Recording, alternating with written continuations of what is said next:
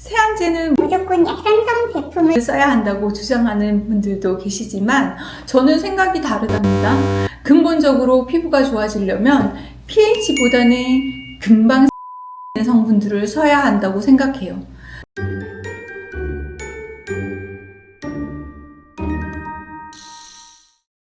안녕하세요. 화학 대신 꽃잎과 자연으로 피부를 꾸미는 김달령입니다.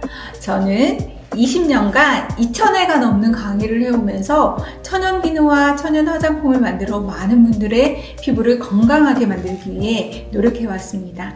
지금도 매일매일 32,000명 아이디어스 팔로워분들의 피부 상담을 열심히 하고 있답니다.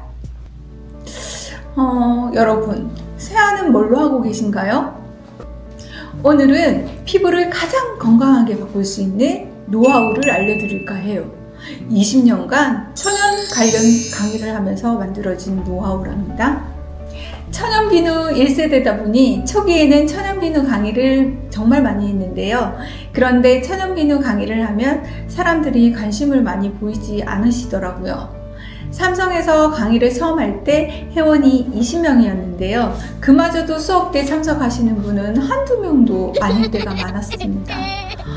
천연 비누를 만들어 쓰기 시작하면서 회원분들의 트러블 피부가 드라마틱하게 좋아지고 또 지인분들께 선물도 하면서 나중에는 인기 강의가 되었답니다. 한 달에 몇천 명 특강을 하기도 하면서 20년간 이어오다 보니 어느새 저는 화장품 회사의 대표까지 되었어요.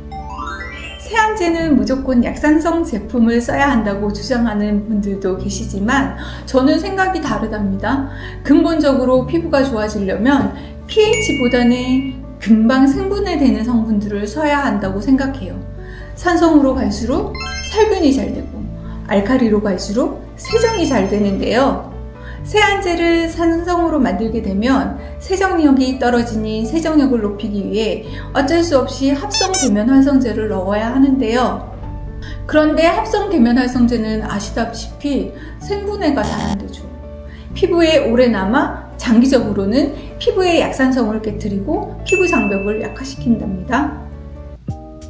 그래서 천연 비누를 쓰면 트러블 피부가 금방 좋아지는 경우가 많은데 사실 비누가 생분해되어 피부가 건강해진다고 보시면 된답니다. 아들이 아토피여서 천연 비누, 천연 화장품을 만들기 시작했다고 했는데요. 그 아토피 아들이 천연 비누로 세안하고 천연 화장품으로 보습하면서 지금은 너무나 건강한 피부를 가진 청년으로 성장했어요. 그래서 저는 20년간 노하우로 피부 상담을 시작하면 항상 순비누로 세안하세요 부터 시작해요. 그런 다음 약산성 기초 화장품으로 보습을 해주면 피부도 약산성으로 빨리 돌아오고 피부 자생력도 좋아져요. 물론 보습은 피부 호흡을 막지 않는 성분으로 해야겠죠? 드레싱 테이블에서는 순비누로 만드는 제품이 세탁세제, 천연비누, 폼클렌저, 바디워시 등이 있는데요. 천연 비누 같은 경우는 종류가 많다 보니 어떤 비누를 써야 할까요? 하는 질문을 많이 받아요. 아기들 같은 경우는 아기 물비누를 많이 쓰는데요. 아기들일수록 피부 장벽이 약하기 때문에 빨리 생분해되는 순비누를 써야 하는데요. 그래서 드레싱 테이블에서는 산양유 비누를 아기 비누로 많이 사용하세요. 산양유는 알러지가 없으면서 단백질 비누다 보니 보습이 좋아 아이, 어른 구분 없이 다 좋아하는 비누 중 하나예요. 그리고 드레싱 테이블 넘버 2 프리미엄 비누 같은 경우 우리 아이가 아토피가 있을 때 사용했던 비누라 애정이 많이 가요.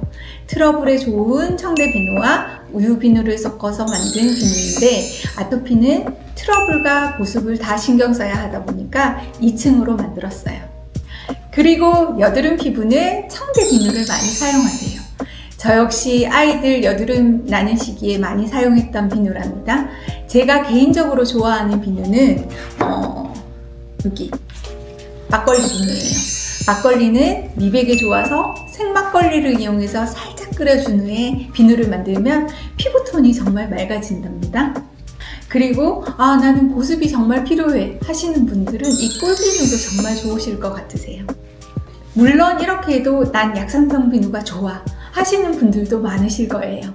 사실 내 피부에 맞는 제품을 사용하는 게 제일 중요하답니다. 오늘 내용이 좋았다면 구독과 좋아요 잊지 말아주세요. 감사합니다.